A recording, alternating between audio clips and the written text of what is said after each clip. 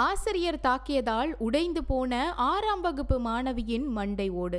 இந்த கொடூரமான சம்பவம் ஆந்திராவில் அரங்கேறி இருக்கு.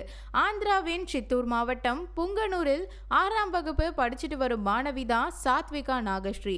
வகுப்பறையில குறும்பு செஞ்சதுக்காக அதை பொறுமையா ஹேண்டில் பண்ண முடியாத இந்த பொண்ணோட ஹிந்தி ஆசிரியர் லஞ்ச் பாக்ஸ் இருக்கக்கூடிய வெயிட்டான பேக்கை வச்சு வேகமா அடிச்சிருக்காங்க. பாதிக்கப்பட்ட இந்த சிறுமியின் அம்மாவும் அதே பள்ளியில சயின்ஸ் எடுக்கிறாங்க. ஆரம்பத்துல இதோட சீரியஸ்னஸ் தெரியாம விட்டுருக்காங்க அவங்க பெற்றோர்கள். ஆனா கொஞ்ச நாளுக்கு பிறகு அந்த சிறுமி கடுமையான தலைவலி மற்றும் தலை சுற்றலுக்கு ஆளாகி இருக்கா. இதனால அந்த குழந்தையின் பெற்றோர் மருத்துவமனைக்கு போயிருக்காங்க. அப்போ சிடி ஸ்கேன் எடுத்ததுல அந்த சிறுமியின் மண்டை ஓடு உடைஞ்சிருக்கிறது தெரிய வந்திருக்கு. இதனால அதிர்ச்சியடைந்த பெற்றோர் இது குறித்து காவல் நிலையத்துல புகார் அளிச்சிருக்காங்க.